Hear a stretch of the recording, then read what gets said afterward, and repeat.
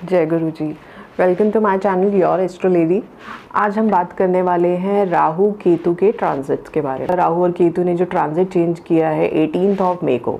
अब राहु और केतु का ट्रांजिट भी शनि के ट्रांजिट के बाद अगर हम देखें बहुत बड़ा ट्रांजिट माना जाता है, क्योंकि शनि रहते हैं एक साइन में 2.5 साल के लिए और राहु और केतु एक साइन में रहने वाले हैं 1.5 साल के लिए। सो 18 months, it's not a short period, बहुत लंबा एक पीरियड माना जाता है जहाँ पे बहुत सारे इवेंट्स हमारी लाइफ में इस बीच में होते हैं। इससे पहले हम थोड़ा सा राहु और केतु को समझ लेते हैं कि एक्चुअल में राहु और केतु का बिहेवियर कैसा है, किस तरीके से वो चलते हैं, क्या रिजल्ट्स देते हैं। अब राहु और केतु पहली बात तो वक्री चलते हैं। आपने कभी भी देखोगे अपने बर्थ चार्ट को अगर आप उठा के चेक करो कि राहु और केतु के अगर आप देखोगे कि उनके आगे रेट्रोगेशन लिखा होगा, आर लिखा होगा, यानी वो हम प्लैनेट्स हमेशा हर एक के बर्थ चार्ट में वक्री ही होते हैं। तो इसका मतलब ये है कि उनकी जो चाल होती है वो हमेशा उल्टी चलती है, इसीलिए उनका जो गोचर होता है वो हमेशा उल्टा चलता है। वो कभी भी फॉरवर्ड मूवमेंट नहीं लेता, वो बैकवर्ड मूवमेंट लेता है। तो ये एक वजह है कि वो कहीं ना कहीं थोड़ा सा लंबा टाइम लेते हैं एक गोचर को कवर करने के लिए। तो शनि के बाद अगर देखा जाए राहु और केतु भी थोड़े से स्लो मूविंग प्लैनेट्स माने जाते हैं रिजल्ट देने के मामले में, तभी उनका गोचर जो है वो 1.5 साल का है। अब 1.5 साल का गोचर है तो वो धीरे धीरे चलते हैं, बैकवर्ड मूवमेंट लेते हैं, इसी वजह से वो थोड़ा सा टाइम ज़्यादा ले रहे हैं रिजल्ट डिलीवर करने में अपना। अब यहाँ पे राहु की बात करी जाए और केतु की बात करी जाए, थोड़ा सा समझा जाता है कि दोनों का नेचर क्या है, किस तरीके से दोनों प्लैनेट्स वर्क करते हैं हमारे बर्थ चार्ट में। अब राहु और केतु हमेशा 1-7 एक्सिस में रहते हैं। आप कभी भी देखोगे राहु और केतु आपकी कुंडली में हमेशा आमने सामने ही मिलेंगे आपको।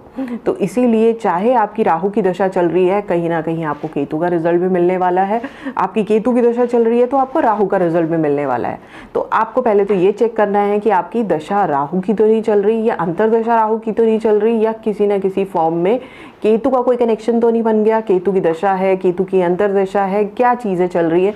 क्योंकि राहु और केतु की अगर आपकी अंतरदशा भी चल रही है तो केतु मिनिमम 1 साल रहेगा, राहु भी आपका ऑलमोस्ट 2 से 2.5 साल रहता है अंतरदशा में।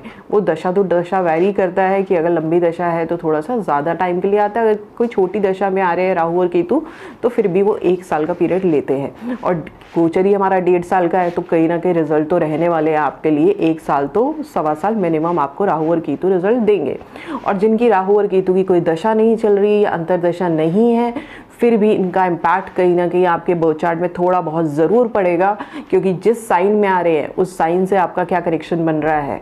उसके अलावा हम देखेंगे कि उनकी दृष्टि कहीं ना कहीं राहु और केतु की आपको दी। एंड सबसे इम्पॉर्टेंट जो मैं भी चेक करती हूँ, आप थोड़ा सा इस चीज़ को एनालाइज करना, कहीं ना कहीं नक्षत्रा लॉर्ड भी अगर राहु और केतु बन गए हैं आपके गोचर में, जैसे लेट्स सपोज आपका लग्नेश ही राहु और केतु के नक्षत्र का है, तो उसका इम्पैक्ट भी ज़रूर पड़ेगा आपकी लाइफ में, क्योंकि वो प्लैनेट आपके जो लग्नेश है वही राहु और केतु के नक्षत्र लेके बैठ गया है।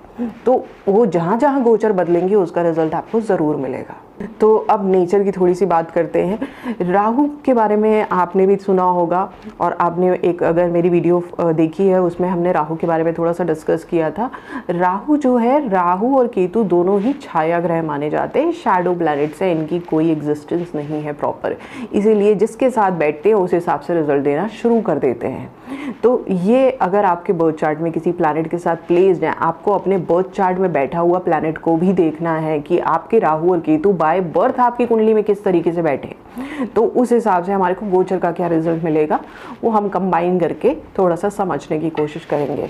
अब राहु जो है, राहु एक जो प्लैनेट है वो एक जैसे हमने कहा छाया ग्रह है, इल्यूजन क्रिएट करते हैं, भ्रम पैदा करते हैं। राहु और केतु क्या करेंगे, सबसे ज़्यादा आपके माइंड पे इम्पैक्ट करेंगे किसी भी चीज़ के लिए।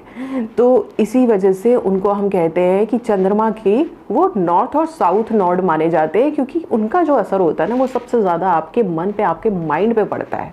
इसीलिए मेजरली राहु और केतु की दशा चल रही हो या राहु और केतु का कोई गोचर आपके लगन से कनेक्ट हो जाए या किसी भी जगह से कनेक्ट हो जाए, वहाँ पे ना हमें एक इल्यूजन से क्रिएट होने लग जाती है, हमें भ्रम पैदा होने लग जाता है। आप देखोगे कि जितने भी लोग हैं जिनको कहीं ना कहीं डर बहुत ज़्यादा लगता है या नेगेटिव एनर्जीज़ का जिनके अंदर थोड़ा सा वो रहता है, या किसी भी तरीके से वो किसी भी फॉर्म में, चाहे चंद्रमा से कनेक्ट हो जाए या कहीं से भी, उनके मन में एक हमेशा डर बना रहता है, वहाँ पे राहु और केतु का कनेक्शन होता है, क्योंकि भ्रम पैदा कर रहे हैं, एग्जिस्टेंस नहीं है, फिर भी आपको डराते रहेंगे, आपके मन में अनचाहा डर चलता रहेगा कि ये तो नहीं हो जाएगा, ये तो नहीं हो जाएगा, आप अपने मन में ही सोच सोच के अपने आप को स्ट्रेस्ड आउट करते रहोगे। तो ये एक राहु और केतु का नेचर होता है, बट दोनों का बिल्कुल एक, अगर हम देखें, केतु एक बहुत ज़्यादा स्पिरिचुअल प्लैनेट है, केतु का जो काम है रिसर्च की तरफ लेके जाते हैं। अगर आपके केतु कनेक्टेड है लगन से, ऐसे इंसान के अंदर बहुत ज़्यादा रिसर्च ओरिएंटेड इंसान होता है, बहुत ज़्यादा स्पिरिचुअल इंसान होता है, उसकी इंट्यूशन बहुत अच्छी होती है। तो केतु की अगर बात करें तो केतु इंट्यूटिव एबिलिटी बहुत अच्छी देते हैं। जितने भी आपने सेंट देखे हैं, जितने भी मॉन्क्स देखे हैं, इनका केतु बहुत एक्टिवेट होता है। तो केतु का एक नेचर है कि ये बहुत ज़्यादा स्पिरिचुअल प्लैनेट माना जाता है, बहुत ज़्यादा आपको कहीं ना कहीं इंट्यूशन, साइकिक एबिलिटी बहुत अच्छी देता है, इंट्यूशन बहुत अच्छी देता है। रिसर्च में बहुत अच्छे ऐसे लोग कर सकते हैं, जो लोग पीएचडी में जाते हैं या जो साइंटिस्ट बनते हैं या जो भी सीक्रेट उसमें जाते हैं, तो वहाँ पे केतु का काम ज़रूर होता है। एंड अकल्ट को लेके भी, एस्ट्रोलॉजी के पॉइंट ऑफ व्यू से भी केतु बहुत अच्छा रिजल्ट देते हैं। बट केतु का काम है, देखो, अगर स्पिरिचुअलिटी से कनेक्टेड है, सेंट्स है, मॉन्क है, तो इसका मतलब ये है कि वो मोहमाया छोड़ चुके हैं। तो केतु बहुत ज़्यादा इन सब चीज़ों की तरफ आपको प्रोवोक नहीं करेंगे, बहुत ज़्यादा आपको उस तरफ नहीं लेके जाएंगे। वहीं पे ही राहु जो है वो उससे बिल्कुल अपोजिट है, क्योंकि राहु और केतु की अगर आप अपने बर्थ चार्ट में देखोगे, केतु आपकी वो चीज़ दिखा रहा है जो आप पास्ट लाइफ में अचीव कर चुके हो, अब आपको इस लाइफ में उस तरफ बहुत ज़्यादा इंक्लाइनेशन नहीं है। आप कहीं पे भी चेक करो, अपने बर्थ चार्ट को एक बारी खोल के देखो, केतु बैठा कहाँ है, कौन से हाउस में, आप खुद से फील करोगे आपको ना बहुत ज़्यादा उस जगह से ना, लेकिन ना ही बहुत ज़्यादा अटैचमेंट होगी, ना ही बहुत ज़्यादा डिज़ायर होगी। वहीं राहु है, राहु मतलब हमारी जो अधूरी डिज़ायर पास्ट लाइफ में रह गई थी, वो हम इस लाइफ में पूरी करने आए हैं। इसलिए जहाँ राहु होगा बहुत ज़्यादा ऑब्सेसिव बना देगा आपको उस जगह से, आप कहीं ना कहीं उस जगह को बहुत ज़्यादा चेस करोगे अपनी लाइफ में, आप इतने ऑब्सेस्ड हो जाओगे कि आपको वो चीज़ चाहिए, किसी भी कीमत पे चाहिए। तो वो एक हमारा राहु दिखाता है। राहु मेटेरियलिस्टिक प्लैनेट है, मोहमाया में फंसाएगा आपको। जब भी उसका टाइम आएगा आप बहुत ज़्यादा ओवर एक्टिव हो जाओगे उस पर्टिकुलर चीज़ को लेके, आप उस जगह पे फोकस करना शुरू कर दोगे और एट एनी कॉस्ट आपको वो चीज़ चाहिए। और राहु दिलवाता भी है, ऐसा नहीं है, राहु आपको वो चीज़ देता भी है।